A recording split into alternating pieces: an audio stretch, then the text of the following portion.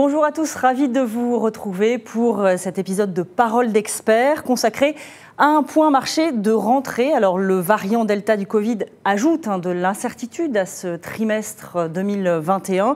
Plusieurs pays dont la Chine ont décrété de nouveaux confinements dès cet été et le retour des vacances peut laisser craindre une certaine forme d'incertitude sur les marchés. Alors est-ce que ça va entacher l'optimisme des investisseurs? Comment repenser son portefeuille boursier pour se préparer à toutes ces éventualités? Pour nous éclairer, je reçois Frédéric Colorafi. Bonjour. Bonjour.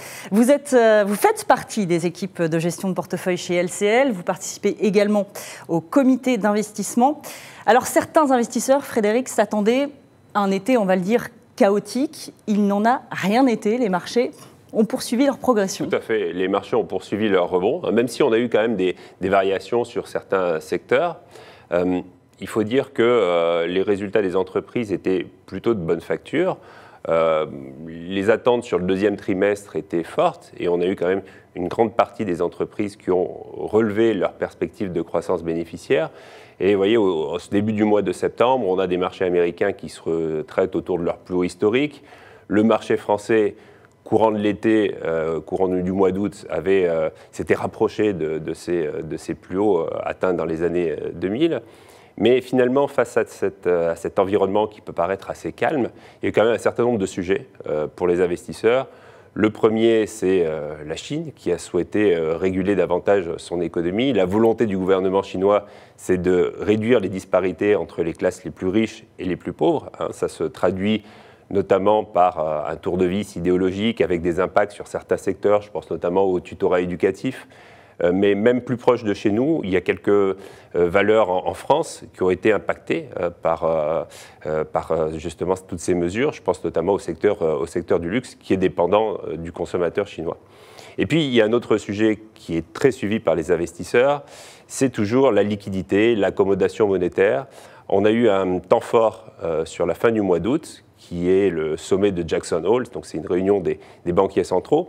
Et pendant ce sommet-là, vous avez eu le patron de la Réserve fédérale américaine qui a indiqué qu'il allait maintenir des taux bas, mais qu'il allait commencer à mettre en place un fameux tapering. Oui, voilà, c'est un mot qui circule dans la presse financière en ce moment. Qu'est-ce que ça veut dire, le tapering? Alors, c'est une réduction du programme d'achat d'actifs.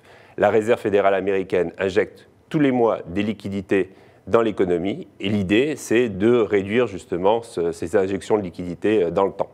Alors on le voit, et vous l'avez bien expliqué, la rentrée est dense en termes d'actualité. Quels sont, à votre avis, les événements qu'il va falloir qu'on suive tout particulièrement? Alors, il faut rappeler d'abord que le virus, il n'a pas disparu. Et que les évolutions des variants, ça peut avoir des impacts à la fois sur la confiance, donc sur la consommation des ménages, et puis sur les chaînes de production. On le voit actuellement dans certains secteurs. Néanmoins, dans un environnement où on a plus d'inflation, on a des prix qui remontent. Tous les messages qui seront passés par les banques centrales seront regardés de près par les investisseurs. Je pense notamment à la Banque centrale européenne, la Réserve fédérale américaine, mais même la Banque de Chine. Pour la Réserve fédérale américaine, on aura une réunion le 22 septembre. Peut-être qu'à ce moment-là, justement, on connaîtra le calendrier justement de ce fameux tapering qui devrait être mis en place dans les mois à venir. Et puis, il faut également être attentif au fait qu'on reste quand même dans un environnement où on peut avoir également des interrogations sur la dynamique de croissance dans un certain nombre de pays. Donc il va falloir suivre justement cette dynamique de croissance. On voit que finalement le pic de croissance a été atteint ou est en proie d'être atteint dans un certain nombre de régions. Et donc, il faut peut-être trouver des boosters à la croissance. Et des boosters, ça peut être justement des plans de relance qui pourraient à nouveau se matérialiser. Il y en a deux qui sont encore en discussion aux États-Unis. Un sur les infrastructures, un autre avec un volet un petit peu plus social. Donc ça peut être des facteurs de soutien à l'activité, mais ça peut aussi générer un petit peu plus d'inflation. Et puis d'un point de vue politique et géopolitique, il y a deux sujets qui me semblent importants, c'est les élections en Allemagne et donc le message qui sera passé en termes en termes d'orthodoxie budgétaire. Et puis, la Chine, est-ce que la Chine va continuer à avoir cette politique de régulation très très forte de son économie? Donc, c'est, je pense, les sujets les plus importants, en tout cas en cette rentrée. Alors, tous ces sujets sont complexes à appréhender et à comprendre. Comment, dans ce cadre, dans cet environnement, la gestion de portefeuille de LCL se positionne-t-elle? Alors, on reste dans un environnement où la liquidité est abondante, où les banques centrales maintiennent des politiques encore très accommodantes, où finalement vous avez des plans de relance qui peuvent encore se mettre en place, et où les résultats d'entreprise étaient plutôt de bonne facture. Donc, tout ça, c'est plutôt favorable aux actifs risqués. Néanmoins, nous avions souhaité déjà il y a quelques mois nous reconstituer des marges de manœuvre en termes de budget de risque. Donc c'est quelque chose qu'on maintient. On a quand même pas mal de bonnes nouvelles qui sont aujourd'hui dans les cours. On voit que ici ou là, on commence à débrancher un certain nombre d'aides pour mettre en place peut-être des stratégies plus ciblées.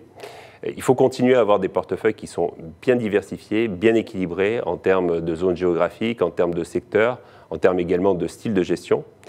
Et puis, on a dans nos portefeuilles, on est toujours présent sur les notions liées à l'environnement, au social, à la gouvernance, tout ce qui est lié à la durabilité des investissements, à la transition énergétique. Ça fait partie de nos portefeuilles, de nos allocations d'actifs. L'enjeu pour nous étant de constituer des allocations d'actifs qui sont résilientes dans des périodes de regain de volatilité, mais qui, sur le long terme, participent à la hausse des marchés des actions. Et on rappelle que les équipes de LCL Banque Privée se tiennent à votre disposition pour échanger sur les offres de gestion financière et revenir sur les convictions qui sont portées dans les portefeuilles. Merci Frédéric Coloraffi. Merci. À très bientôt. On retiendra donc que les marchés présentent des opportunités, c'est clair, et que pour bien en profiter, il est conseillé de se faire accompagner.